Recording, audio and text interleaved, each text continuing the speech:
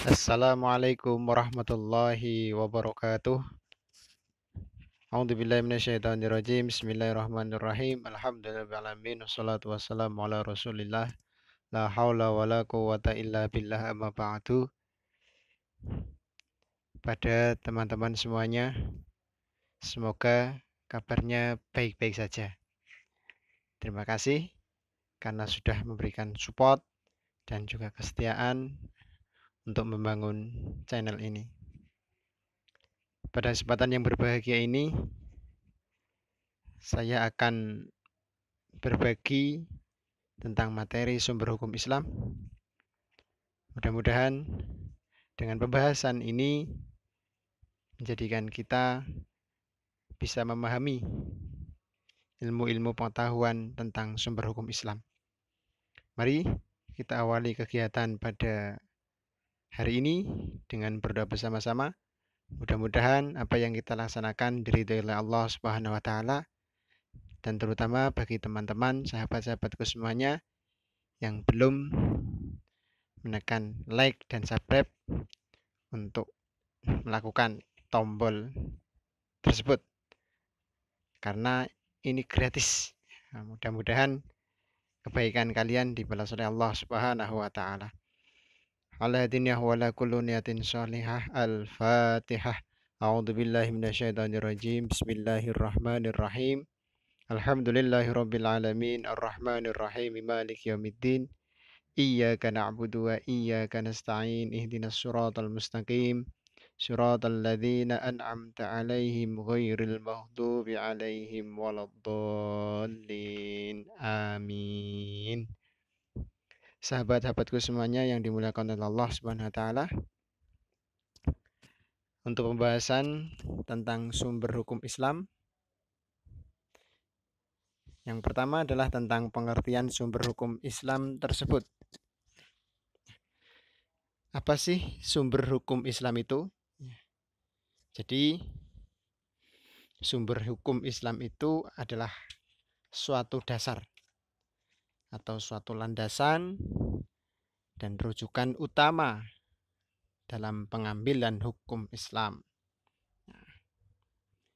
Ini adalah sebuah sumber hukum Islam yang tentu sumber itu adalah pokok atau dasarnya dari mana pengambilan hukum tersebut didapati. Oleh karena itu, sumber-sumber hukum Islam tersebut ada beberapa macam. Yang pertama adalah Al-Quran, hadis, dan ijtihad. Nah, ini adalah macam-macam sumber hukum Islam. Mari kita akan membahas bersama-sama, mengkaji lebih dalam lagi apa itu Al-Quran, apa itu hadis, dan apa itu ijtihad. Oleh karena itu, simak dengan baik dan dengarkan supaya lebih dipahami lagi apa yang menjadi sumber-sumber hukum Islam tersebut. Yang pertama adalah Al-Quran. Al-Quran adalah kitab sucinya orang Islam. Oleh karena itu, yang menjadi pokok sumber hukum Islam yang pertama adalah Al-Quran. Al-Quran sendiri dari segi bahasa berasal dari kata qara'a, yaqra'u, qira'atan, Qur'anan, yang berarti sesuatu yang dibaca atau bacaan. Ini adalah pengertian Al-Quran dari segi bahasa. Kemudian dari segi istilah, Al-Quran adalah kalamullah yang diturunkan kepada Nabi Muhammad Sallallahu Alaihi Wasallam dalam bahasa Arab yang sampai kepada kita secara mutawatir.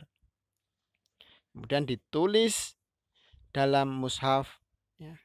Dimulai dengan surat apa? Surat Al-Fatihah, kemudian diakhiri dengan surat An-Nas. Barang siapa yang membacanya itu berfungsi sebagai ibadah. Nah, Dan itu juga sebagai mukjizat Nabi Muhammad SAW dan sebagai hidayah atau petunjuk bagi umat manusia. Karena sesuai dengan firman Allah Subhanahu wa taala di dalam Quran surat Al-Isra, ya, surat ke-17 ayat 9 yang berbunyi A'udzubillahi minasyaitonir rajim. Bismillahirrahmanirrahim. Inna hadzal Qur'ana yahdi lillati hiya aqwam wa yubashshirul mu'minina alladhina ya'maluna as-salihati anna lahum ajran kabira. Yang artinya, sungguh Al-Quran ini memberi petunjuk ke jalan yang paling lurus dan memberi kabar gembira kepada orang mukmin yang mengerjakan kebajikan bahwa mereka akan mendapat pahala yang besar. Ini adalah makna atau fungsi Al-Quran tersebut.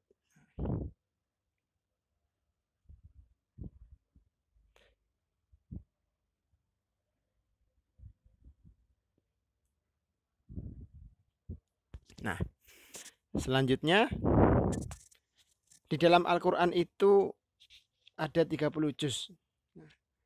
Lalu isinya Al-Quran itu apa saja? Nah, ini yang akan kita bahas bersama-sama. Di dalam Al-Quran itu yang pertama dan yang paling pokok itu adalah berisi tentang ketauhidan, akidah, keimanan, dan ketakwaan kita kepada Allah, ya, yang sudah jelas. Quran surat Al-Ikhlas itu Qul huwallahu ahad, Allahus samad, lam yalid walam yulad walam yakul lahu kufuwan ahad. Itu adalah tentang akidah Islam. Kemudian yang kedua adalah tentang syariah atau ibadah. Bagaimana tata cara ibadah yang dijelaskan di dalam Al-Quran. Maka dari itu, di antara isi Al-Quran adalah tentang syariah atau ibadah. Kemudian selain itu, isi Al-Quran juga tentang berisi muamalah, yaitu bagaimana tata cara kita membahas perilaku kehidupan kita, misalnya adalah jual beli, sewa menyewa, dan pegadaian. Itu juga ada di dalam Al-Quran. Selanjutnya yaitu tentang berisi tentang sejarah. Dikisahkan sejarah-sejarah umat terdahulu dari Nabi Adam sampai Nabi Muhammad SAW. Itu dikisahkan karena apa? Maka dari itu di dalam isi Al-Quran tersebut ada isinya yaitu tentang sejarah. Kemudian selain sejarah ada lagi yaitu tentang akhlak atau budi pekerti. Ya, bagaimana perilaku kita, bagaimana budi pekerti kita, bagaimana kita bersikap terhadap orang lain, bagaimana sikap kita terhadap orang tua dan guru. Itu diterangkan di dalam Al-Quran. Kemudian salah satu yang sangat penting juga di dalam Al-Quran yaitu tentang isinya adalah tentang ilmu pengetahuan. Itu adalah di antara isi-isi Al-Quran. Maka dari itu, apalagi di momentum bulan Ramadan ini, mari kita bersama-sama untuk tidak henti-hentinya selalu bertadarus Al-Quran. Ya. Syukur-syukur di dalam membaca Al-Quran itu tidak hanya bacaannya saja, tetapi ketika membaca Al-Quran kemudian dilanjutkan dengan terjemahannya, supaya kita bisa lebih memahami apa isi ayat Al-Quran tersebut. Nah, kemudian untuk selanjutnya, selain Al-Quran, sumber hukum Islam yang kedua adalah hadis. Nah, hadis itu apa? Hadis adalah perkataan atau ucapan. Itu menurut bahasa. Nah, kemudian sekarang menurut istilah adalah apa? Yaitu segala perkataan, perbuatan, dan ketetapan atau takrir yang dilakukan oleh Nabi besar Muhammad Sallallahu Alaihi Wasallam. Ini adalah tentang pengertian hadis. Nah, kemudian di dalam hadis itu tentu ada bagian-bagiannya. Nah, bagian-bagian hadis yang pertama adalah sanad, matan, dan rawi. Nah, apa sih itu sanad, apa sih itu matan, dan apa sih itu rawi? Sanad adalah sekelompok orang atau seseorang yang menyampaikan hadis dari Rasulullah Shallallahu Alaihi Wasallam sampai kepada kita sekarang. Itu adalah sekelompok orang ya, yang menyampaikan hadis tersebut dari Rasulullah Shallallahu Alaihi Wasallam sehingga bisa kita baca sampai sekarang. Kemudian selanjutnya adalah matan. Matan itu apa? Matan adalah isi atau materi hadis yang disampaikan Rasulullah Shallallahu Alaihi Wasallam. Itu adalah matan. Kemudian yang selanjutnya adalah rawi. Nah, rawi artinya adalah orang yang meriwayatkan hadis seperti Imam Muslim, Imam Bukhari itu adalah salah satu rawi.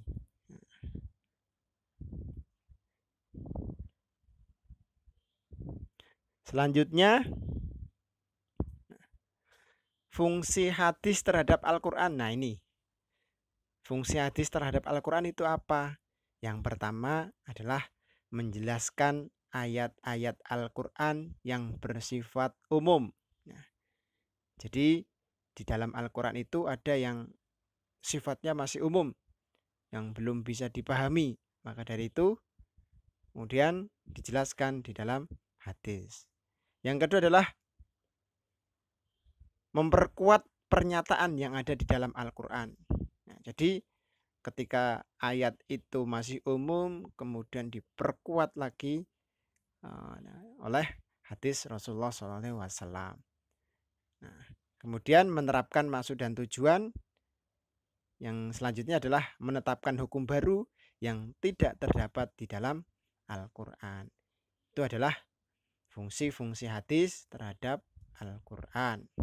Nah, kemudian selanjutnya macam-macam hadis. Nah, macam-macam hadis itu ada beberapa, ada 3 jenis yang saya sampaikan. Ada yang pertama adalah hadis mutawatir, kemudian hadis masyhur, dan hadis ahad. Nah, sekarang penjelasannya dari hadis mutawatir, hadis masyhur, dan hadis ahad itu apa saja? Yang pertama adalah hadis mutawatir, yaitu hadis yang diriwayatkan oleh banyak rawi. Kemudian hadis masyhur adalah hadis yang diriwayatkan oleh 2 orang sahabat atau lebih, namun tidak mencapai derajat mutawatir. Kemudian yang hadis ahad adalah hadis yang diriwayatkan 1 atau 2 perawi sehingga tidak sampai mutawatir. Itu adalah penjelasan singkat tentang hadis-hadis mutawatir, hadis masyhur, dan hadis ahad. Untuk lebih jelasnya, kalian bisa membuka buku Mustalahatul Hadis atau penjelasan-penjelasan dari sumber-sumber yang lain untuk mengkaji lebih dalam lagi tentang ilmu-ilmu hadis. Kemudian yang terakhir, sumber hukum Islam itu adalah ijtihad. Nah, ijtihad itu apa? Kemudian bagaimana syaratnya dan apa kedudukan ijtihad tersebut? Akan saya jelaskan pada kesempatan yang berbahagia ini. Yang pertama adalah pengertian dari ijtihad. Ijtihad itu apa? Ijtihad adalah bersungguh-sungguh mencurahkan segenap tenaga dan pikiran dalam menetapkan suatu hukum. Jadi bersungguh-sungguh dalam menetapkan suatu hukum. Kemudian orang yang beristihad adalah mujtahid. Nah, ini. Kemudian syarat-syarat beristihad itu apa? Yang pertama adalah memiliki pengetahuan yang luas dan mendalam, memiliki pemahaman mendalam tentang bahasa Arab, ilmu tafsir, usul fikih, dan tarikh, Tarikh itu adalah sejarah. Jadi syarat-syaratnya itu seperti itu. Kemudian memahami bagaimana cara merumuskan hukum atau istimbat, dan tentu orang tersebut memiliki akhlak yang mulia. Kemudian pembahasan yang selanjutnya adalah kedudukan ijtihad, yaitu memiliki kedudukan sebagai sumber Islam setelah Al-Quran dan hadis. Nah, kemudian sekarang bentuk-bentuk ijtihad. Bentuk-bentuk ijtihad itu ada beberapa macam. Yang pertama adalah ijma, kemudian yang kedua adalah qiyas, yang ketiga adalah maslahah mursalah. Ijma itu apa? Ijma adalah kesepakatan para ulama dalam memutuskan suatu perkara atau hukum. Ya, jadi kesepakatan para ulama, banyak orang ulama kemudian menetapkan suatu hukum. Ya, contoh pada waktu itu di masa sahabat, kesepakatan untuk menghimpun wahyu Allah, karena pada waktu itu masih ada wahyu-wahyu Allah itu yang tulisan masih dalam tulisan daun, kemudian dalam kulit unta dan lain sebagainya, itu masih berserakan di batu-batuan, tulisannya masih seperti itu. Jadi melakukan kesepakatan untuk mengumpulkan wahyu-wahyu Allah tersebut. Kemudian yang selanjutnya adalah qiyas. Qiyas itu apa? Qiyas adalah mempersamakan atau menganalogikan masalah yang baru yang tidak terdapat di dalam Al-Quran dan hadis, akan tetapi ada kemiripan kesamaan dalam segi sifat dan karakternya. Misalkan saja di dalam Al-Quran itu contoh minuman keras, ya. Di dalam Al-Quran itu adalah hanya innamal khamru wal maisir. Nah, jadi khamr. Nah, khamr itu jenisnya apa saja? Tentu jenisnya banyak sekali. Maka dari itu ada topi miring, ada whisky, dan lain sebagainya. Itu adalah menganalogikan mempunyai sifat dan karakter yang sama. Mengundi nasib dengan anak panah kalau zaman dahulu, kan, tetapi sekarang bisa dengan undian, ya, mengundi nasib. Itu juga termasuk salah satu qiyas, contoh qiyas ketika menganalogikan dengan beberapa persamaan-persamaan dari segi sifat dan karakternya. Kemudian yang selanjutnya adalah maslahah mursalah. Ya, jadi menetapkan hukum yang menitik beratkan pada kemanfaatan suatu perbuatan yang tujuannya adalah hakiki atau kebenaran terhadap syariat Islam. Contoh, membayar atau mengganti kepada pemilik barang atas kerusakan, baik yang disengaja maupun yang tidak disengaja. Jadi ketika kamu pinjam sesuatu kepada orang lain, kemudian kamu tidak sengaja merusaknya, maka dari pembahasan inilah menetapkan kemanfaatannya. Jadi menitik beratkan pada kemanfaatannya. Ini adalah salah satu contoh dari bentuk maslahah mursalah. Nah, mungkin pembahasan-pembahasan tentang kajian-kajian sumber Islam, sumber hukum Islam bisa dipahami dari berbagai sumber yang lebih baik dan lebih banyak sekali. Tentu dari penjelasan saya sangat banyak kekurangan sekali. Oleh karena itu, saya pribadi mohon maaf yang sebesar-besarnya apabila dalam penjelasan saya banyak kekeliruan. Mudah-mudahan sedikit yang saya sampaikan ini bisa bermanfaat untuk diri saya pribadi dan bagi sahabat-sahabat semuanya. Amin. Allahumma amin. Terima kasih. Kurang lebihnya saya mohon maaf. Assalamualaikum warahmatullahi wabarakatuh.